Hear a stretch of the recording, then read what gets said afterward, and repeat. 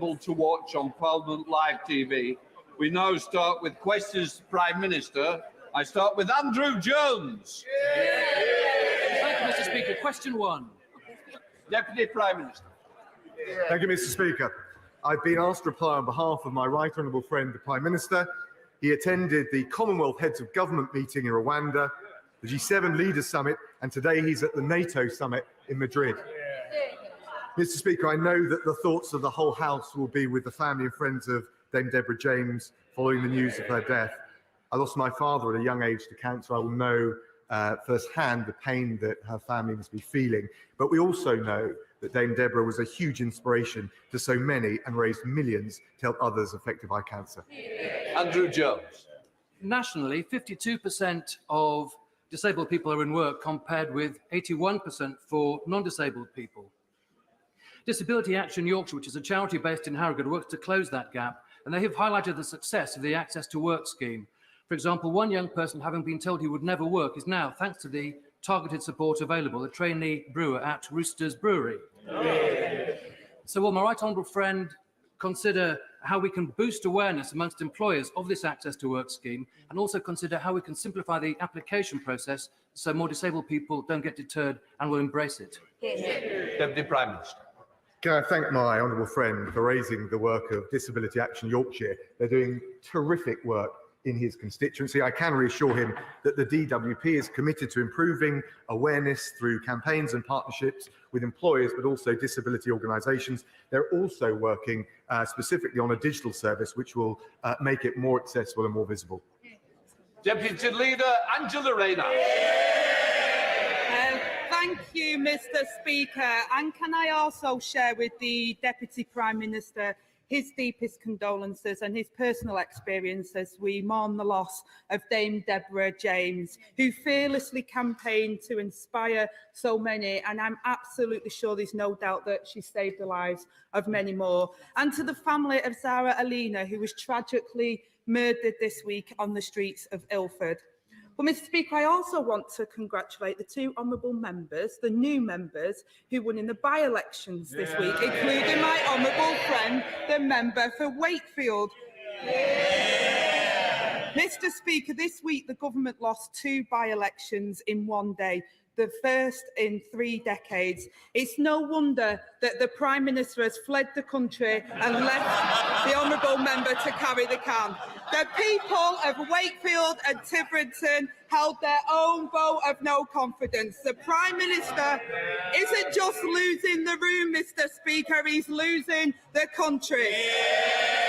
But instead of showing some humility, he intends to limp on until the 2030s. So does he think the Cabinet will prop him up for this long? Deputy Prime Minister. I thank the right honourable lady.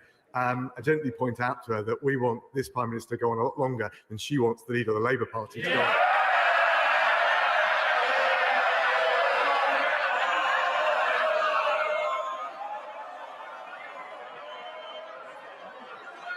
Mr. Speaker, we've got a working majority of 75. We're focusing on delivering for the British people. Record low unemployment. Wouldn't have happened if we'd listened to the Labour Party. More policing, tougher sentencing in force this week. Police, Courts, Crime and Sentencing Act. She voted against both, so did the Labour Party. And we'll protect the public from these damaging rail strikes when we've got the scene of Labour front benchers joining the picket lines. Mr. Speaker, here we go again. But the truth is, what I want for my honourable friend, the leader of this opposition, is not to be the leader of the opposition, but to be the Prime Minister of this country. And to be honest, Mr. Speaker, it couldn't come quick enough. Britain can't stomach this Prime Minister for another 8 years. His own backbenchers can't stomach him for another 8 minutes. And if they continue to prop him up, Mr. Speaker, I doubt the voters will stomach him for even 8 seconds in the ballot box. Now let's imagine, Mr. Speaker, the Prime Minister is still clinging on into the 2030s. Under this tax-high, low-growth Tory government, at this rate, by 2030, the British public will have endured 55 tax rises.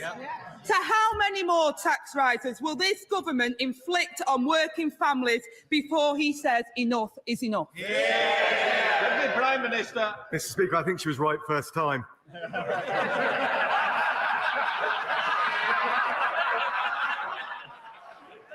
Mr. Speaker, I'll tell you what we're doing.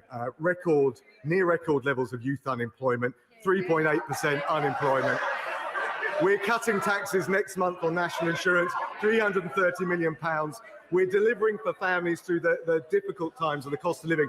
What about the Labour Party? We heard yesterday what their plan is. Their plan is no plan.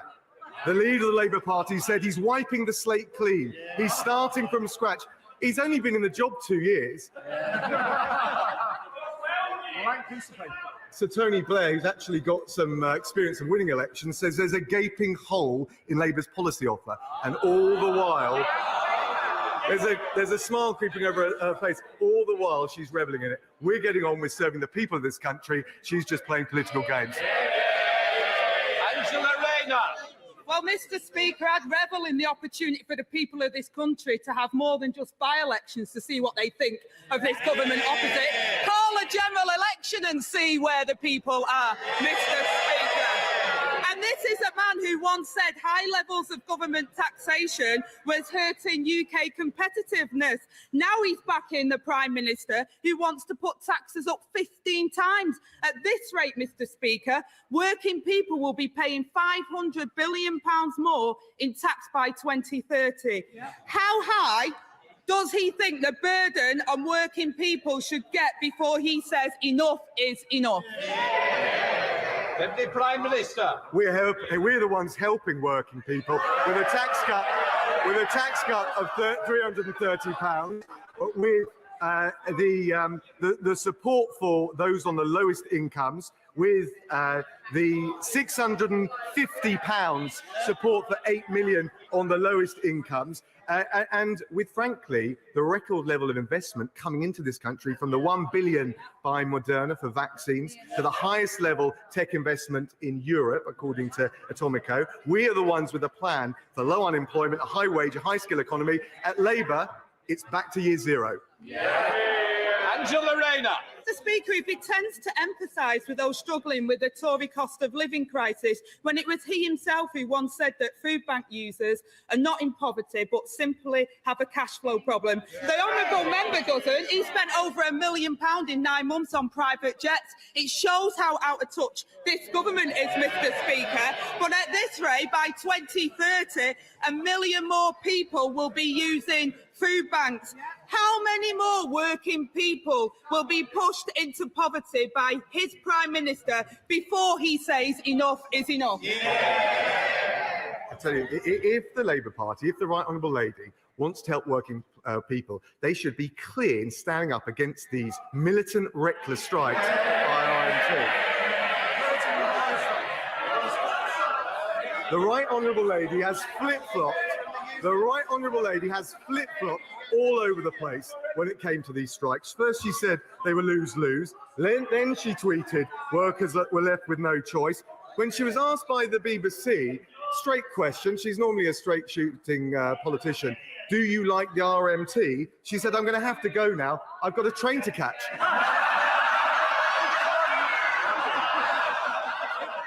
She talks about working people. She talks about working people. Where was the Right Honourable Lady when the comrades were on the picket line last Thursday? Where was she when the Labour front bench were joining them rather than standing up for the public? She was at the Glyndebourne Music Festival, sipping champagne, listening to opera. Champagne socialism is back in the Labour Party. Well, Mr. Speaker, that says a lot about the party opposite. I'll tell them a few things about militancy. It's this government that are acting in a militant way. And while they should have been at the negotiating table, they were at the banqueting table getting hundreds of thousands squeezed out of their donors instead of dealing with the crisis. And he talks about trains. No one can get trains because of his failed transport minister, Mr. Speaker. And I tell you, he has a stronger stomach than his... I think we'll just have a little quiet. I want to hear the question, and you'll also want to hear the answer. Angela Rayner. Well, Mr. Speaker, I think it's rather ironic that you have to intervene because of the baying mob here when they've got people through their noisy protest laws being stopped for protesting out on the street. The thing is, Mr. Speaker, they don't like it when the public say what they think of them. But I tell you, the honourable gentleman opposite has a stronger stomach than his colleagues behind him. Honestly, I want to hear the question, I want to hear the answer. And I hate to say it, so do your constituents. Think about them for once instead of yourselves. Angela Rayner. Thank you, Mr. Speaker. And when they were asked about the absent Prime Minister's plans to stick around until 2030, one honourable member opposite said he'd lost the plot. Another one said anyone with half a brain would realise how dire things are. And a former Conservative leader said that the country would be better off under new leadership. And now the Prime Minister is at war with his own Defence Secretary after confirming he will break his manifesto pledge and increasing defence spending. Under this government, Britain is set to have less troops, less planes and less ships. The only thing the Prime Minister's interested in is defending his own job. Just how many more troops have to lose their jobs before he finally says enough is enough? Deputy Prime Minister. Thank you, Mr. Speaker. In fact, there's a £24 billion increase for armed forces. Spending on the armed forces is rising to 2.3% of GDP, again making us the largest military spender in Europe. And frankly, we'll take no lessons from the Right Honourable Lady when it comes to security of this country. First thing she did when she became an MP, 2016, voted against Trident, leaving us exposed. And she was campaigning for the Right Honourable Member for Islington North to be Prime Minister, someone who would take us out of NATO. Mr. Speaker, talking about NATO, where was the honourable member when the situation in Afghanistan on a sun lounger? That's where the honourable member was. I take no lectures from the honourable member when it comes to doing your job. The Prime Minister said he felt no shame over the by-election defeats. He said his government have been quite exceptional. Well, I agree that they've been exceptional, all right. An exceptional record on stagnant wages, rising poverty and broken promises. And the Prime Minister wants to drag this out until 2030. And how much more can he stomach before he finds the guts, Mr. Speaker? How many more tax rises? How many more families drove into poverty? And how many manifesto pledges broken? I hope for the sake of the British public, Mr. Speaker, that we never find out. And when will the Deputy Prime Minister finally grow a backbone and tell the Prime Minister the game is up?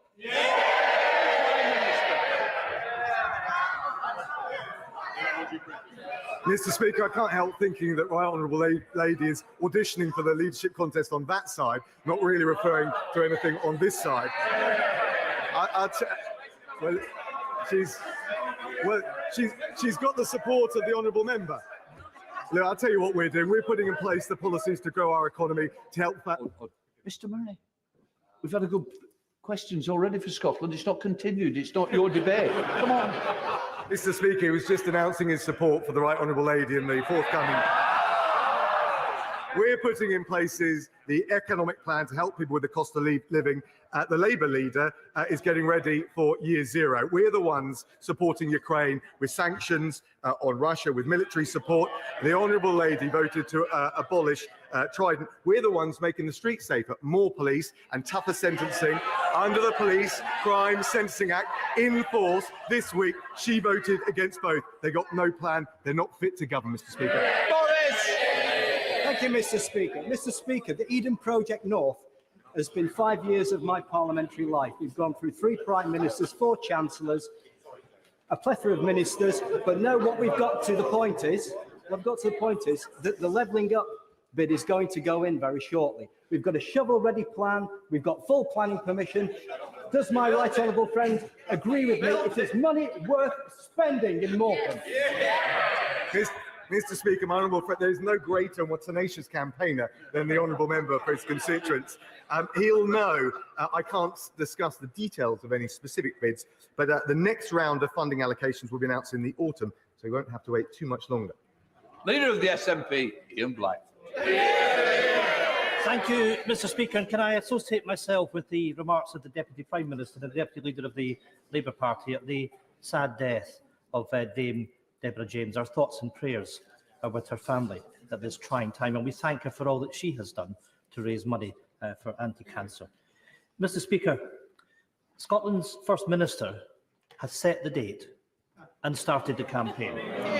Our nation will have its independence referendum on the 19th of October 2023. The reality is Scotland has already paid the price for not being independent. Westminster governments we did not vote for, imposing policies we don't support, breaking international law, dragging Scotland through a damaging Brexit we didn't vote for, and delivering deep austerity cuts. Contrast that with our European neighbours, who have greater income equality, lower poverty rates and higher productivity. Mr. Speaker, why not Scotland? In the weeks and months ahead, we will make the positive case for independence. Will the opposition, if they can, make the case for continued Westminster rule? Deputy Prime Minister. Can I thank the honourable gentleman? It's always good to see him in his place. No, genuinely, it's good to see him in his place. It's not the right time for another referendum, given the challenges that we face as one United Kingdom. And I think, and he referred to some of the challenges in Scotland, but I think actually the people of Scotland want their two governments to work together, and we are keen, willing, enthusiastic to do so. Ian Blackfoot. There is no case for the union, as we've just heard from the Deputy Prime Minister, because, Mr. Speaker, the harsh reality is that the Tories might fear democratic debate, but they don't have the right to block Scottish democracy. As the late Canon Kenyon Wright said, what if the other voice we all know so well responds by saying, "We say no, we are the state"? His answer, well, we say yes, and we are the people. Just last year, the member for Murray, the leader of the Scottish Conservatives no less, put it in his own words: a vote for the Scottish National Party is another vote for an independence referendum. Well, you won't often hear me say this, but I agree with him, and so do the Scottish people. Scottish democracy will not be a prisoner of any Prime Minister in this place.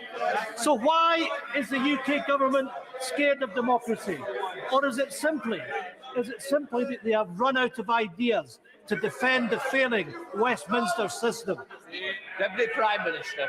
Thank the honourable gentleman. I think he's rather airbrushing history with that long soliloquy. But look, he mentioned the problems that Scotland faces, a huge tax burden imposed by the SNP, the Scotland's record on science and maths under the international PISA rankings are now have dropped below England and Wales, and the SNP have presided over the worst drug death rate in Europe, the highest since records began. I think the people of Scotland expect their government in Holyrood and in Westminster to work together to tackle the issues facing them in their day-to-day lives. That's what we're doing. Peter Alders. Thank you very much, Mr. Deputy Speaker. There are great opportunities. Mr. Speaker.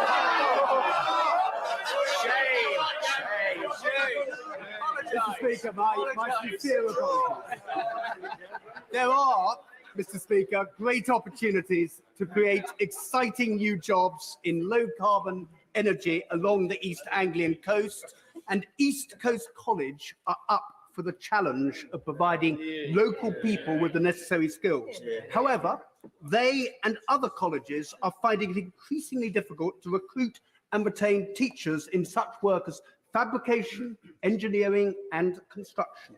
Will my right honourable friend ensure that the government come up with a cross-departmental strategy to address this staffing crisis in our further education colleges, which could undermine the levelling up agenda? Obviously, Deputy's Day. Come on. My honourable friend is absolutely right, and that's why we're investing nearly £52 million to support the sector in recruiting and retaining excellent staff, and in particular looking and focusing on the experience and the skills that we can often find in industry to train the next generation of technical experts. Dale Hamby. Thank you, Mr. Speaker. No country that values its independence and indeed its self-respect could agree to a treaty which signed away its economic independence and self-government. Ultimately, membership of any union that involves pooling of sovereignty can only be sustained with the consent of the people. Yes. Does the Deputy Prime Minister agree with the Prime Minister and his predecessor? Yes or no? Yeah. Deputy Prime Minister. I just say to Donald Gentleman, that's why we had the referendum in a few years ago. The people of Scotland spoken, and we think it's not the right time to be relitigating this issue. John Burlap. Thank you, Mr. Speaker. Speaking with Lord Ahmed yesterday, I thank the government for now listening and allowing high-risk British Council contractors still in Afghanistan to be processed immediately upon their application to the Citizen Resettlement Scheme and not having to wait a further 2 months until the application window closes. With taxation at a 40-year high, when will the government be bolder in cutting taxes, given all the evidence the world over shows that lower taxes increases prosperity, raises living standards, and better enables the government to help the less fortunate, even if such a policy means cutting spending such as HS2? My honourable friend makes an important point about driving growth in the economy, and that's why we're cutting taxes with the 130% super deduction for capital investment. That will not just create good jobs, but well-paid jobs and better paid jobs by boosting productivity. That's why we're increasing the employment allowance, which represents a tax cut of £1,000 for 500,000 small businesses. That's why we've provided business rate relief of £7 billion over the next 5 years. And of course, we're cutting national insurance just next month, worth £330 for a typical employee. Patricia Gibbs. Thank you, Mr. Speaker. As Tory MSP Murdo Fraser points out, Scotland has a third of Britain's landmass, half its territorial waters, over 60% of UK fishing zones, 98% of oil reserves, 63% of natural gas, a quarter of Europe's offshore wind resources, and 90% of the UK's fresh water. Can the Deputy Prime Minister explain if his opposition to Scottish independence is because he fears the loss of these invaluable resources? Deputy Prime Minister. She's absolutely right in what she just said. There are huge assets right across Scotland, and that's why we think we're stronger together in delivering for the people of Scotland. Oliver Hill. Mr. Speaker, the Deputy Prime Minister will be aware that in North East Hertfordshire we have some of the best farmland in the country. And at a time when there are concerns about food production, food security, at a time when the government is considering rural land use, isn't it time to ensure that our productive farmland isn't covered in solar plants and that they are positioned rather on brownfield sites, on buildings and on low-grade agricultural land? Deputy Prime Minister. I think he makes a powerful point, and our 2023 land use framework will set out our priorities for land use across the country. And he's right that we've got to protect the most versatile agricultural land, and any plans for ground-mounted solar installations will have to take that very point into account. His point is well made. Rosie Duffy. So far this year, 52 women have been killed in the UK. Our rights to free speech, safe spaces, fairness in sport, and even the words we use to describe our own bodies are all under threat. Will the Deputy Prime Minister send a clear signal, as some of his cabinet colleagues have done this week, that Britain respects the rights of women? And will he accept the cross-party amendment to his forthcoming Bill of Rights, which enshrines a woman's right to choose in law? Deputy Prime Minister. Can I thank the Honourable Lady for her question? Can I also just say at the outset what huge respect I personally have for her with the way she stood up for women's rights, and frankly the appalling harassment, trolling and bullying that she's faced. The position, as she knows, is settled in UK law in relation to abortion. It's decided by honourable members across this House. It's an issue of conscience. I don't think there is a strong case for change. What I wouldn't want to do is find ourselves with the greatest respect in the US position where this is being litigated through the courts rather than settled, as it is now settled, by honourable members in this House. Bob. Thank you, Mr. Speaker. In February 2019, this House passed my excellent Civil Partnerships, Marriages and Deaths, Registration, etc. Act, mandating government to extend civil partnerships to opposite-sex couples, enabling marriage records to include mothers' details, and requiring the Justice Secretary to produce a report empowering coroners to investigate stillbirths. The first two have come into force very successfully, but 2.5 years on, despite further shocking revelations about deaths of babies at several hospitals, no report has yet been published, nor regulations to give coroners the powers they need. Why not? Can I thank my honourable friend? He's absolutely right to raise this, and of course, stillbirth is an appalling tragedy which has the most devastating impact on families across the country. He's right, the MOJ, the DHSC have jointly consulted on proposals to provide coroners with new powers in this regard. I have looked at this personally. We will be publishing the government's response to the consultation very shortly. Thank you, Mr. Speaker. Threatened, terrified, alone. This was how survivors of sexual violence told me they felt when they were pressured into signing non-disclosure agreements and gagging clauses by their universities. No victim of sexual assault or harassment should ever be coerced into silence by the very institutions who are meant to protect them, not at university, not at work, not anywhere. So will the government back my bill to ban the use of NDAs in cases of sexual harassment, bullying and misconduct? And will the Deputy Prime Minister consider meeting with me in his role as Justice Secretary to discuss how we'll put a stop to this deplorable practice once and for all? Deputy Prime Minister. Can I just say to the Honourable Lady, I'll look very carefully at any particular proposals she has. We've got to do everything we can to protect women and girls in this country, and also, frankly, to make them feel more confident in the justice system. That's why I'm relieved, but restless to go further, but relieved that the volume of rape convictions in the last year alone is up by 2/3. And of course, in the Police Courts Sentencing and Crime Act in force this week, we have taken extra measures, for example, by extending the time limit for reporting domestic abuse, and also criminalising taking photos of a mother breastfeeding without consent. And I'll certainly look at the proposals that she's raised with me. Daniel Kaczynski. Thank you, Mr. Speaker. We are investing nearly £190 billion this year into the NHS, and yet many of us see disturbing deficiencies within NHS management, no more so than in the Shrewsbury and Telford NHS Trust. 4 years ago, in 2018, my right honourable friend, the member for Ludlow, and I secured £312 million for a major A&E modernisation within our local hospital trust. 4 years on, construction has still not started. What message can the Deputy Prime Minister give to the people of Shrewsbury as to how government can intervene to break this gridlock and finally allow the £312 million we have secured to be utilised for the benefits of the people of Shropshire and Mid Wales? Well, my honourable friend is a doughty champion of his constituents, particularly on NHS services. The DHSC recently received the strategic outline case for the transformation of A&E services in Shrewsbury and Telford. It's still being processed, but I can tell him that the Trust is aiming to present the full business case in 2023, with construction starting in the same year. Liz Savile Roberts. When he announced his Bill of Rights last week, the Deputy Prime Minister said it will strengthen our UK tradition of freedom.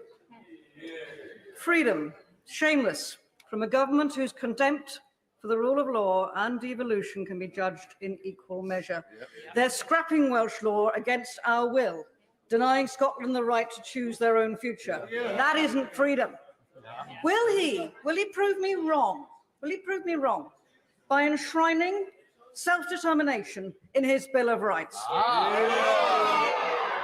Can I thank the Honourable Lady? I thought it was very deft the way she got that in. I think we've all heard, actually, across the benches today, the case for reinforcing free speech whether it's the judge-made privacy laws or some of the way people are shouted down when they express legitimate opinions. And I also think that the people of Wales want to join with us, as true across the country, in making sure we can deport more foreign national offenders. That is the reality for the people in Wales and across the United Kingdom, and I think the Bill of Rights will be strengthening our tradition of freedom, but also curbing those abuses and making sure we inject a bit more common sense into the system. Johnny Mercer. Thank you, Mr. Speaker. Derriford Hospital in my constituency is part of the new hospital build programme announced by this government, and work on the new emergency department actually starts this year, which is a significant investment for the amazing staff there and the brilliant Chief Executive, Anne James, who works so hard. But given the incredible pressures on the real estate in Derriford, would my honourable friend consider prioritising capital investment into that part of the UK to ensure that we can accelerate these plans, particularly in digital, so that people in Plymouth get the world-class healthcare they deserve? Thank you, honourable friend. Look, he's absolutely right. This is the largest hospital building programme in a generation, and his constituents are going to benefit very directly.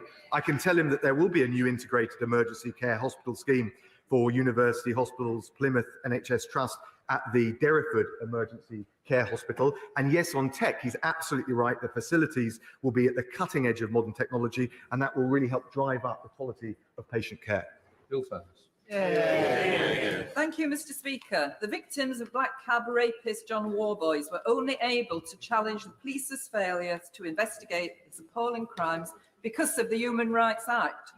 They would not have been able to do so under the Deputy Prime Minister's new so-called Bill of Rights.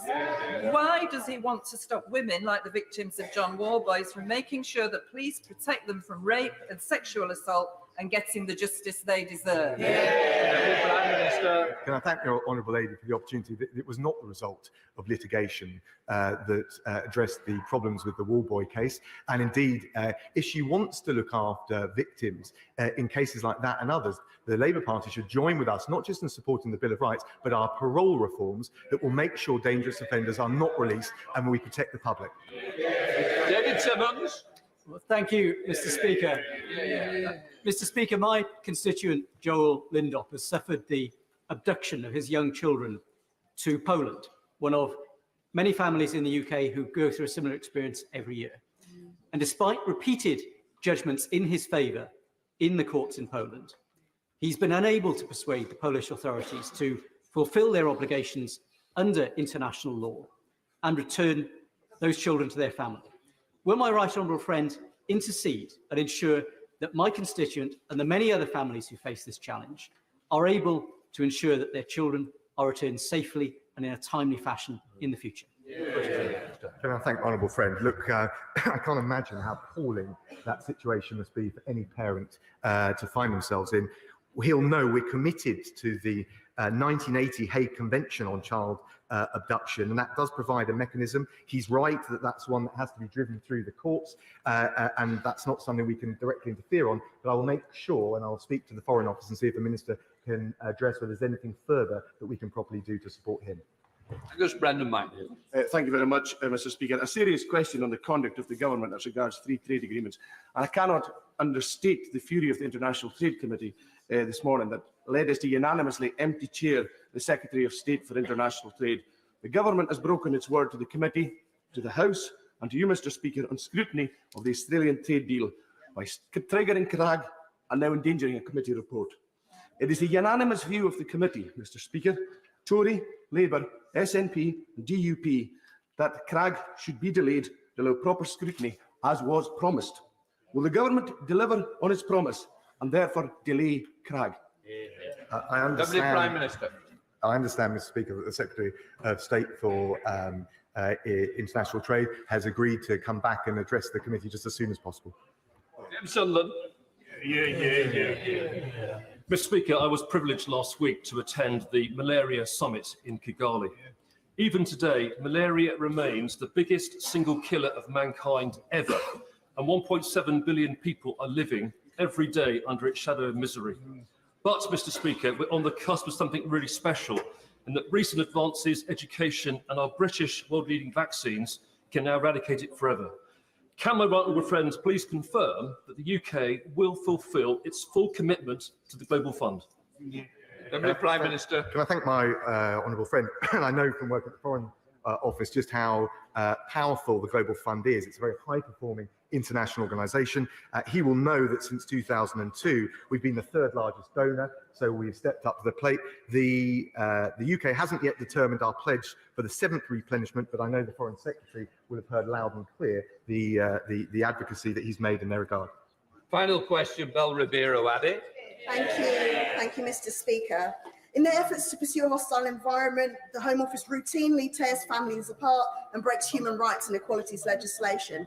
They're reported to be sending yet another charter deportation flight to Nigeria and Ghana. In Pride Month, they'll be deporting LGBT asylum seekers, fleeing homophobia, and grandmothers and mothers of British children who have lived in this country for over 25 years. Given that the Home Office repeatedly get it wrong and end up having to take people off these flights, can the Deputy Prime Minister tell me how many people have been removed from this flight already, and when will they stop these inhumane deportation charter flights? Deputy Prime Minister. Well, thank you, Honourable Lady. She's right, at least in one respect. Of course, people who come here need to be treated decently and humanely. We're absolutely committed to that. We also need to make sure that we cut down the illegal routes, and those that are here that committed serious offences can be returned home. And the crucial thing, and I'm working with the Home Secretary, is to make sure we do both of those things. What we can't allow is illegal routes to flourish into this country, otherwise we'll just attract more. And we cannot allow people who commit serious offences in this country to stay and continue to pose a threat to the public. Ends questions.